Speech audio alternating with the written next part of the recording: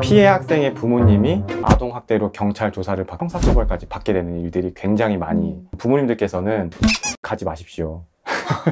안녕하세요. 네, 따순 변호사, 장권수 변호사. 네, 김다희 변호사입니다. 오늘 컨디션이 어떠신가요? 좀 피곤하네요. 하지만 최선을 다해보겠습니다. 제가 여쭙고 싶은 거는 저희가 좀 진짜 거듭 당부를 드리고 싶은 게 있는데, 피해 학생인데 가해 학생으로 이제 전환되는 경우가 좀 많이 있어요, 생각보다.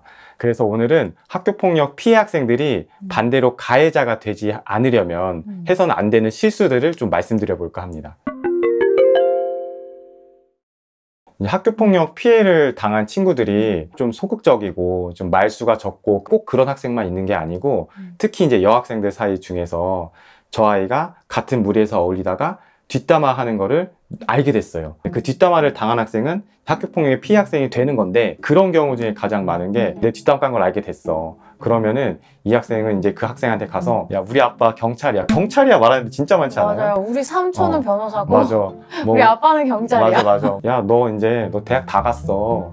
너 인생 끝났어. 그런 얘기 하면서 이제 그 학생은 이제 되게 쪼오기 시작하는 거죠. 근데 문제는 내가 뒷담 했으니까 내가 잘못한 것도 알겠고, 너가 나한테 이렇게 하는 거 내가 어느 정도 감내할 마음이 있어. 그리고 사과도 많이 했어.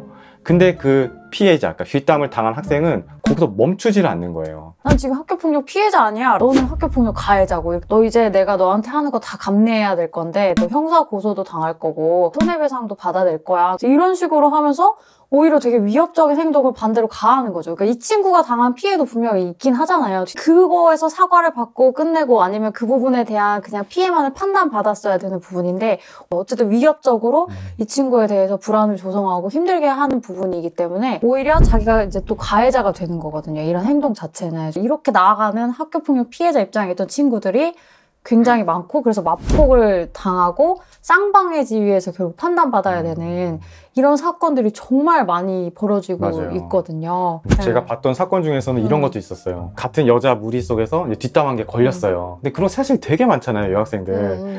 근데 이 무리들 앞에서 너가 무릎 꿇고 사과하면 내 용서 한번 생각해 볼게 라고 말을 한 거예요. 근데 그 여학생은 자기가 잘못한 게 있으니까 진짜 너무 자존심 상하고 좀 약간 수치스러웠지만 무릎 꿇고 사과를 했어. 근데 얘네들이 그거를 핸드폰으로 찍어가지고 박제시키겠다고 자기네 단톡방에 올리고 이제 막 저격글을 쓰고, 그래서 그 친구는 도대체 어떻게 학교 생활을 해나갈지 진짜 너무 몰라서 이제 저희한테 막 상담도 하고 그랬던 사건도 있었거든요. 왜 실수하지 않고 어떻게 좀 대응을 해야 될까요? 그 상식적인 선에서 이제 생각하는 게 되게 좋을 것 같아요. 뭐 무릎 꿇고 사과를 한다든지, 너가 반성문을 자필로 100장을 써오면은, 이런 거 많아요. 항상 광고에 100장이야. 항상 100장이야. 100장을 써오면 내가 한번 생각해 보겠다라고 말한다든지. 피해를 이제 당해서 내가 슬프고 힘든 마음은 당연한 거지만은, 그럼 그 부분에 대해서 내가 사과를 꼭 받아줘야 되는 건 아니에요. 마음이 그걸 받아들일 수 없는 상태일 수도 있고, 그래서 내가 이거 감내가 안 돼서 학교폭력 신고를 할 수도 있고, 그거는 그 학생이 결정할 문제이고 잘못된 건 결코 아닌데, 그 이상 이제 도를 넘어가는 행동이 이제 문제가 되는 거거든요. 내 감정을 통제하지 못해서 더 미성숙한 사람 되고, 오히려 누가 진짜 과연 피해자인지 의문을 가져올 수 있는 그런 상황까지 가게 만드는 거는 본인한테 정말 해가 되는 거다. 그러니까 꼭 그 부분 명심하고 선을 넘지 말자. 예, 그거를 생각을 한번 꼭 하셔야 될 것 같아요. 예. 피해자들이 또 실수를 많이 하는 게, 내가 피해자인 거 학교 선생님도 알고, 그리고 그 학생도 나한테 뭐 좀 미안해하는 그런 모습도 보이고 있고, 그렇기 때문에 내가 원하는 것도 조치 처분도 낼 수 있을 거다라고 좀 손을 놓는 경우가 굉장히 많이 있어요. 피해자니까. 네네네. 그런데 사실은 내 피해를 당한 거가 만약에 열이라고 하면은, 내가 아무것도 안 했을 때 실제 그 열이 다 전달될 가능성은 좀 많이 낮다. 그래서 좀 피해 학생이라고 하더라도 자료라든지 진술 절차라든지 또는 학생 확인서 같은 것들을 자세하고 꼼꼼하게 준비하는 게 좀 필요할 것 같아요. 저희도 많이 달리는 댓글이 학교에서 아무것도 해주지 않아요. 네. 학교 선생님이 아무것도 안 해서 너무 화가 나요. 이런 댓글 정말 많이 달리거든요. 사실 저도 심의하면서 이런 얘기를 굉장히 많이 듣게 되는데, 선생님도 정말 곤란한 점이 있어요. 뭐냐면은 선생님께서 뭐 피가해 학생들 휴대폰을 좁아해서 볼 수 있는 것도 아니고, 목격 학생들이 있다고 하더라도 그 학생들한테 조사를 하려고 하면은 그 목격 학생 부모님들한테 민원을 굉장히 강하게 당하는 경우가 굉장히 많아요. 그 이상의 어떤 거 하는 거는 뭐 그런 법적 권한이 명확하게 부여된 것도 아니고, 네, 그리고 그거에 따라야 될 학생들한테 의무가 있는 것도 아니기 때문에 선생님 입장에서도 그냥 딱 그런 기본적인 업무만 하고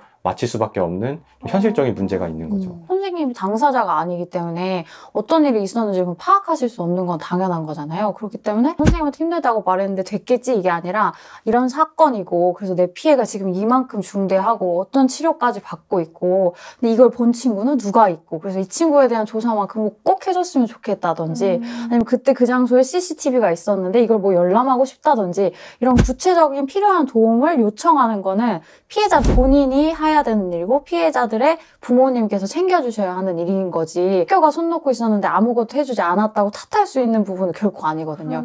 그 자체로 업무를 해태한 게 아니기 때문에, 그래서 이 부분은 우리가 해야 될 일이구나, 적극적으로 챙기셔서 선생님께도 요청하시고 뭐 전담 조사관이 있다면 말씀하시고, 그래서 그 부분을 좀 주의하셔가지고 네, 챙기셨으면 좋을 것 같아요. 그러니까 저희 막 댓글에 선생님들이 종종 댓글을 달잖아요. 네. 말씀해 주시니까 이해. 선생님들도 어떻게 하실 수 없죠. 내가 모르는데 당장 뭘 파헤쳐야 되는지도 모르는 거고. 저희는 선생님께 뭐라고 한 영상이 없습니다. 맞아. 선생님께서 그렇게 생각하시는 거지. 맞아요. 네. 그리고 조금은 아셔야 되는 게, 학교폭력 사건에 있어서 서류로 이렇게 다 올라오는 부분도 있지만은 비언어적인 자료들도 있어요. 예를 들어서 학교폭력의 사안을 조사하는 사람이 실질적으로 담임선생님이 아닙니다. 담임선생님이 아니고 학교폭력 전담 선생님이 계시는데, 학교 내에서는 그 선생님이 그 학교에서 발생한 학교폭력 사건을 책임지고 처리하시는 분인 거고, 교육지원청에서는 뭐 전담조사관이 배정된 사건이면 그 전담조사관이 이제 사건에 파견이 돼서 이제 조사를 하시는데, 그분들이 아이들한테도 이제 면담을 진행하지만은 또 면담을 꼭 진행하시는 분 중에 한 명이 담임선생님이에요. 담임선생님. 또 선생님한테 그렇게 무례하게 하고 너무 선을 넘은 행동들을 많이 하신 분의 사건이다라고 했을 때는 좀 사건에 대한 인상이 안 좋게 시작이 되는 경우가 많아요. 그 선생님과 면담하는 과정 속에서 그 아이에 대한 이야기를 듣게 됐을 때 갖게 되는 인상이라는 게 있거든요.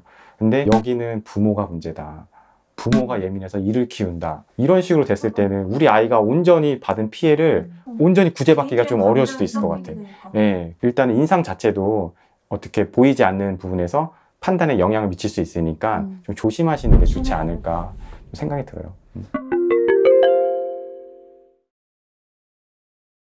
피해 학생의 부모님이 아동학대로 경찰 조사를 받게 되고 형사처벌까지 받게 되는 일들이 굉장히 많이 발생하고 있어요. 항상 발생하는 장소는 교문 앞이에요.